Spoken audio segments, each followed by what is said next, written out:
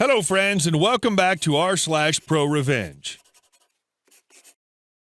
There's another rental story coming up, but before we begin, don't forget to subscribe to our channel if you're new here and turn on notifications so you don't miss a new video every single day.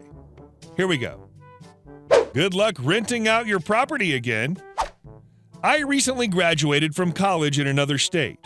During that time, I rented a house with 3 other girls in a primarily student neighborhood. We were neat, responsible tenants who paid rent/bills on time and took care of the house. But we were first-time renters and therefore clueless about tenant law. The landlord was very aware of that and used it to his advantage. I could go on forever about what a D-lord he was, but the TLDR version is that he was sexist, would regularly enter the house without our permission, overcharge for everything, then get all offensive when we questioned it. Did not keep his house up to city code, and ignored our requests for repairs. All in all, he was not a nice person. You could have a more pleasant and productive conversation talking to a brick wall. We did try to get legal help from the University Legal Services office on a few occasions, but since we already signed the lease, there was not a lot that could be done. Anyway, towards the end of our lease, whenever potential tenants would come tour the house, we would take them aside and tell them not to sign a lease with this man. We sabotaged a few attempts at finding tenants that way. We also called the university off-campus housing office and told them to not allow him to advertise his property on campus or in the school paper because he was a crappy landlord. The best part was when he called me to ask why I thought nobody was interested in the house. I had to stifle a smile and say, I don't know, maybe the economy is bad. And our second story. Sorry, you revoked my overtime privileges yesterday. This was several years ago when I worked at a redacted big name coffee shop. My shift was 5 a.m. to 1:30 p.m., and often around 1 p.m., giant groups of kids on school field trips would come through the area. This was a coffee shop located in a major California city, very close to a bunch of museums. I'd been working a lot of overtime because of it to help my coworkers through the rush. I got written up by my supervisor for doing too many overtime shifts without approval. I was explicitly informed not to work overtime again. I'd lost overtime privileges until corporate deemed I could have them again, and working overtime again prior to that would result in further disciplinary action. The day after I was written up, right as my shift ended, 3 big buses full of kids unloaded and filled the shop. At 1:30 p.m. on the dot, my watch alarm went off. I went to go clock out. The store manager who wrote me up the day prior said, "Wait, where are you going?" I reminded her that I'd lost my overtime privileges, clocked out, retrieved the shift drink I'd made for myself right before the rush, and left. The next day, I was informed my overtime privileges had been reinstalled. Ah, yes, the joys of incompetent management. Good job teaching them a lesson. And our last story. My former employer was stiffing me on money while trying to get what he owed me. I kind of ruined his whole life. Some years back, I ended up doing work for this guy I'll call Dick. It was just a side job for extra money, not my career or anything. Dick had a small business. It's boring, I won't get into any of that. Before me, he had 1 other employee, so I made 2. Just 2 employees. That's how small a business it was. The thing was, Dick ran his business like crap. I didn't know the specifics of his financial situation, but based on where he lived, the car he drove, etc., he was doing pretty well. Maybe it was inheritance or whatever, I didn't know, but his situation clearly wasn't due to this business, which again he ran like crap. In fact, he ran the business like such utter crap that after about 6 months after I started doing work for him, the business wasn't making money anymore. So instead of regular payments like usual, the other employee and I had to start asking where our money was before it showed up. Then the payments started getting more and more behind. Eventually, I was owed around $500.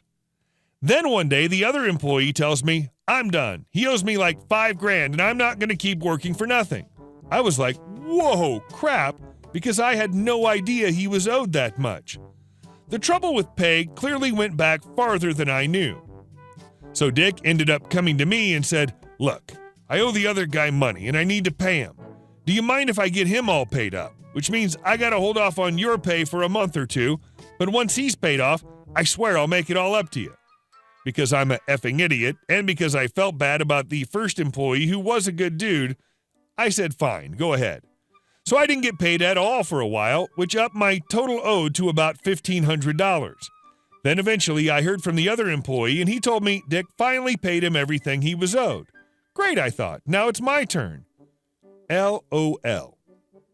A few weeks after I heard the other employee was paid up, which I only ever heard from him, never from Dick, Dick told me he was closing his business, which didn't shock me at all. Surely it had been losing money for quite a while. I go, okay, so where's my money? And I told him exactly how much he owed me.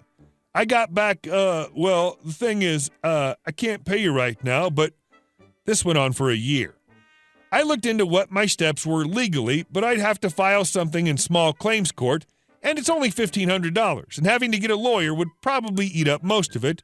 So I just kept bugging Dick about the money. I was like, hey, pay me $25 a month, I don't care. But he wouldn't even do that.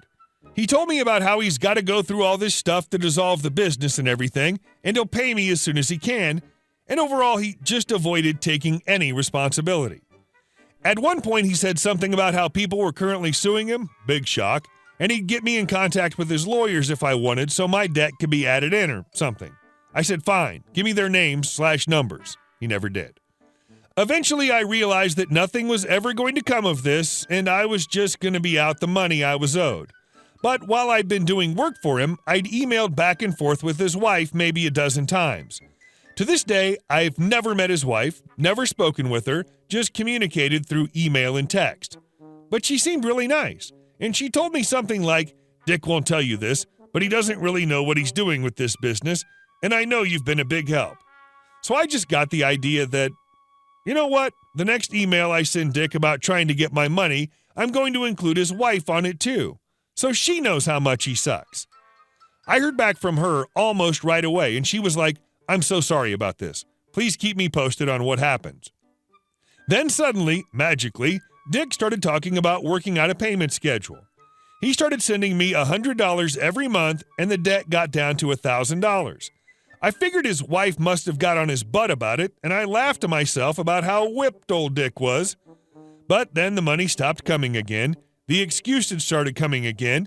One day he told me that he was going through a hard time financially right now, which I knew was bullcrap. He still had the nice car, the nice house, etc.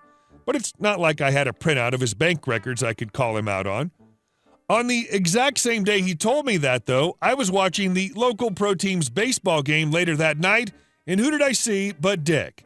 In great seats, no less, second row right down in front, just off to the right. Every time they zoomed in on a right-handed batter, you could clearly see him. And this was in September, in the midst of a playoff race, so those tickets were not cheap. It's no Perry Mason moment, but the thought of replying to his I'm having financial trouble email with a picture of him in those seats and me being like, yeah, I can see that, gave me a raging justice boner. So I was looking for a good image of him to use, but every time I paused the video, his face got somewhat out of focus. It was clearly him if you watch the video, but I needed a still image that was also clearly him. Then in the 7th inning, a foul ball got caught about 2 rows behind him, and they zoomed in on that area of the crowd, and there was Dick, clear as day, sitting with his wife.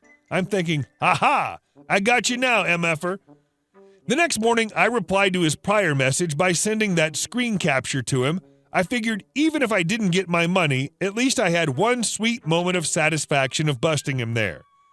Then, almost at the last second, I decided to send it to his wife too, just so she knew what was going on and how the money had stopped.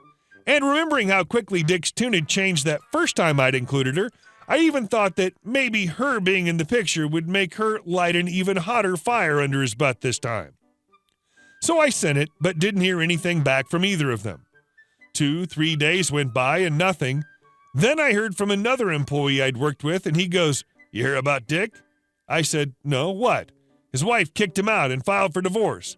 I'm like, holy F, no way. Yeah, apparently she caught him cheating on her. I thought, I wonder how. You know what would be crazy? What if that wasn't his wife in the picture? And I sent her that picture, and LOL, no way. He was probably talking about the divorce when he mentioned having financial trouble. That would make sense. The divorce was already in the works before the picture. Yeah, there's literally no chance whatsoever that I inadvertently told his wife he was cheating on her. LOL. I mean, come on, right?